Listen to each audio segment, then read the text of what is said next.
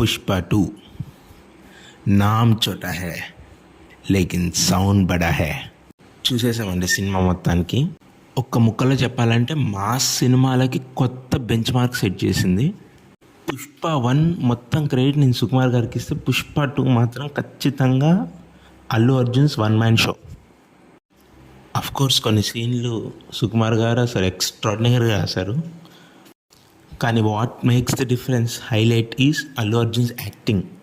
Pure stuff, pure madness. ఇంకో national award ఇచ్చినా తప్పలేదనిపించింది. Right from both the character introductions, first half very intense, very engaging తోటి first half మాత్రం చాలా బాగా నడుస్తుంది. సెకండ్ హాఫ్కి వచ్చేసరికి కొంచెం డిస్ట్రాక్షన్స్, బట్ స్టిల్ తీసుకెళ్ళిపోద్ది సినిమా. అల్లు అర్జున్ తర్వాత మోస్ట్లీ నాకు వర్క్ అయిందైతే రష్మికదే. ఆన్ స్క్రీన్ వీళ్ళ ఎమోషన్స్ చాలా సాలిడ్గా ఉన్నాయి. ఫస్ట్ హాఫ్లో లాస్ట్ 40 minutes ఫహద్ ఫాజిల్కి అండ్ అల్లు అర్జున్ మధ్యలో వచ్చే ఫేస్ ఆఫ్స్ మాత్రం టూ గుడ్. సెకండ్ హాఫ్లో హైలైట్ మాత్రం జాతర సీన్.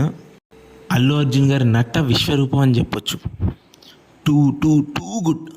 త్రూఅవుట్ ద మూవీ ప్రతి సీన్ కూడా ఒక పాయింట్ దగ్గర స్టార్ట్ అయ్యి దాన్ని పీక్ దగ్గర ఎండ్ అవుతుంది. Every scene after scene every scene elevate చేస్తూనే ఉంటుంది. సాంగ్స్ కూడా మోస్ట్లీ ఆన్ స్క్రీన్ నాకు బాగానే వర్క్ అయ్యాయి. పీలింగ్ సాంగ్ చాలా బాగుంది. ఫస్ట్ టైటిల్ సాంగ్ తర్వాతనే టైటిల్ పడుతుంది.